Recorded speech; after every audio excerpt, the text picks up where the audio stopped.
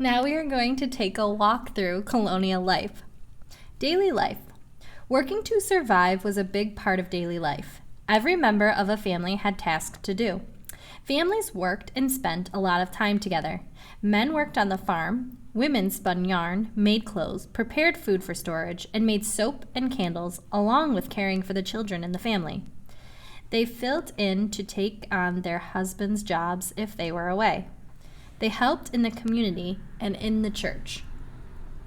Starting at an early age, most children had chores to complete. As children grew older, the chores became more demanding. At about age 12, many children left their families to be trained in some of the trade, such as printing. When their work was finished, colonial children made their toys out of things that were not needed. Girls made their dolls out of corn husks, rags, scraps, and sometimes used carved dried apples as heads. The boys used sticks as imaginary horses. Some children did go to school. Most New England towns were required to have schools. If parents were able to read and write, then their children were often given lessons at home. Wealthy people hired tutors for their children. Most children no longer received an education after about the age of 13 or 14, so that they could begin working full-time to help support their families. Very few people went on to college. Artisans and craftspeople. As Philadelphia, New York, Boston, and Charleston grew into large cities and trading centers, the need for people who had a special set of skills grew. These people, called artisans, specialized in one type of work or trade. They brought their handmade items to sell in the cities. Along with imports, merchants bought and sold these goods to others in the city. This brought wealth to the merchants. So up top, we have a picture that is depicting artisans. It says artisans such as blacksmiths worked hard. They often softened metal in hot coal-heated fire. Then they hammered the heated metal into shapes. Because remember, back then you could not just go to a store and buy everything you need. They had to make a lot of the stuff that they used. So let's continue. In the country, workers had to perform many different types of tasks as part of their daily lives. Artisans, however, specialized in a variety of skills, such as blacksmithing, carpentry, wig making, and candle making. Artisans had skills that others didn't.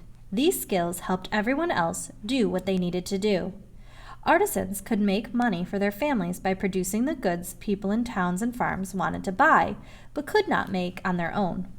Some colonial cities grew large enough to support artisans who made goods for the wealthy, such as watches and silver items. So our fourth reading checkpoint in Lesson 2 tells you to infer. So discuss with a partner why colonists were able to specialize in different trades. So if mom, dad, grandma, aunt, uncle, babysitter are around or siblings around, have a discussion with them and see if they know any information about the different trades. The Great Awakening. Religion was always important to colonial life. In the 1730s, a movement called the Great Awakening changed the way some people felt about religion. It began mainly in New England. Jonathan Edwards was an important figure during this movement. He felt that the colonists had lost their way with God and were not as committed to that relationship as they needed to be. Preachers, like Edwards, traveled from town to town, warning people against ignoring religion and its teachings.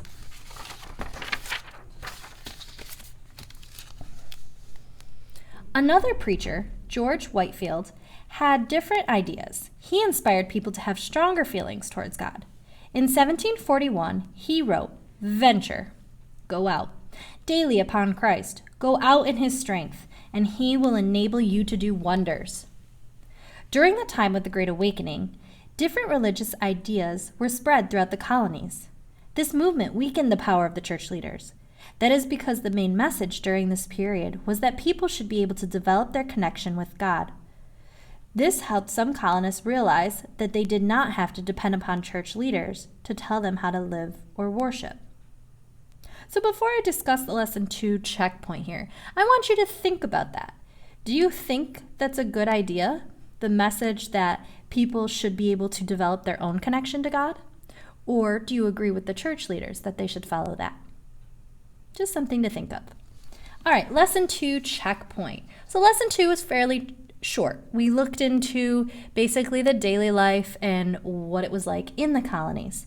So just as the same with lesson 1, please make sure you go back into the text and find your answers to each of these questions.